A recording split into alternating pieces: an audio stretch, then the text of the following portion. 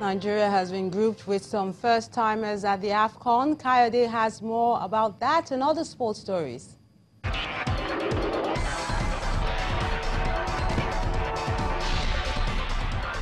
Well, that's right, Melinda, and you're welcome to Sports News.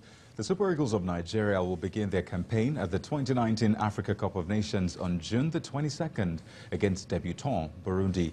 In the full match schedule, which was released by the Confederation of African Football after the draws on Friday, the three-time African champions will then face the Silly National of Guinea on June the 26th. The final match of the group phase will see the Super Eagles take on another debutant, Madagascar, in their final group game on June the 30th. All the games will be played in Alexandria.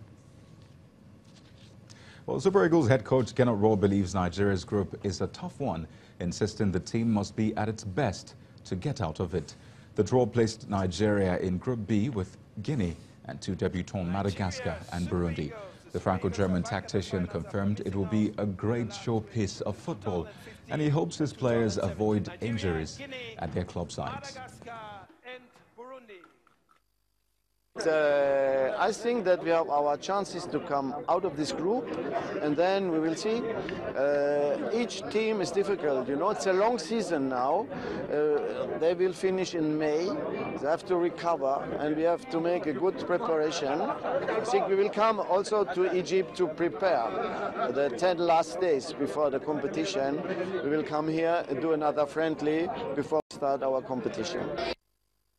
And now to club football. In a battle between two newly promoted teams, Remo Stars held Bendel Insurance to a goalless draw at the University of Benin Sports Complex to boost their survival chances in the Nigeria Professional Football League.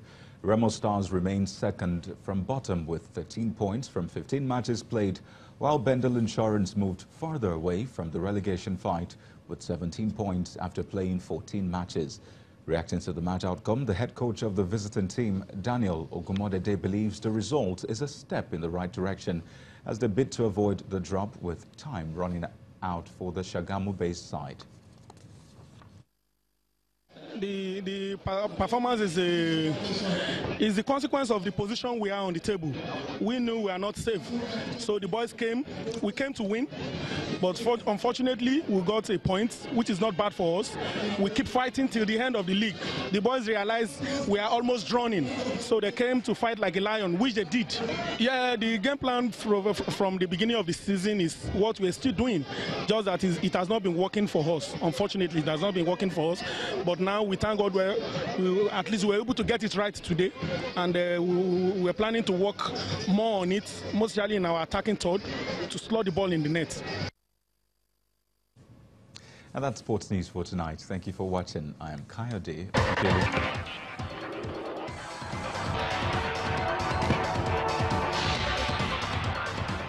Many thanks, Kayode.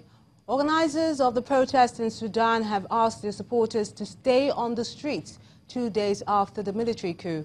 They are demanding an immediate move to civilian rule after the army ousted and arrested longtime leader Omar al-Bashir. In an apparent new concession, feared security chief General Salah Ghosh has resigned. His departure was announced hours after the coup leader himself. Defense Minister Awad Ibn Auf stepped aside. No official reason has been given for either departures.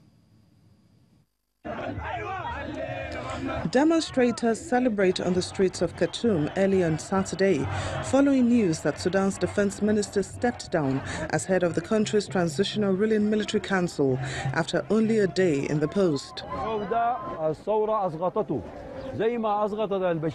Ibn Auf has been brought down by the revolution, just as al-Bashir was brought down before him.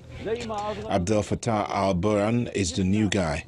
Who is he? And what will he say and do differently? Will he chant to our slogans or not? We will not deal with him emotionally. We're waiting to hear his first address and decide how to deal with him. The new head of the military council, Lieutenant General Abdel Fattah al-Burhan Abdurrahman, is a commander leader believed to be more ready to talk to the demonstrators. We're still here in the square. We will not go back to our homes until we have a clear view of what is going to happen in the next hours that will satisfy our goals. We are out here to fulfill our goals and appease the expensive blood of people we lost in the revolution.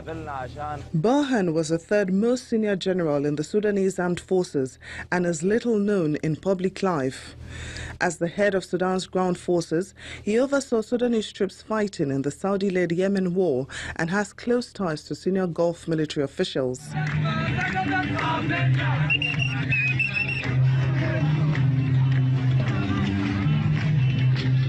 Meanwhile, the African Union has criticized the military takeover in Sudan and has called for constitutional order to be restored back in the country. On Thursday, Sudan's President Omar al-Bashir was overthrown and arrested in a military coup following widespread street protests against his administration. In light of international criticisms, protesters are remaining defiant, saying that the military council which has taken power is part of the same regime. They are demanding a return to civilian rule. 4 European Union countries have agreed to take in 64 African migrants who were rescued after being stranded at sea for almost 2 weeks. The Alan Kurdi ship, operated by German humanitarian group CI, had been refused entry by Italy and Malta. Both countries had said it was Libya's responsibility, but on Saturday, the Maltese government announced that the migrants will be distributed amongst Germany, France, Portugal and Luxembourg. The agreement was reached through the coordination of the EU. And the main news again.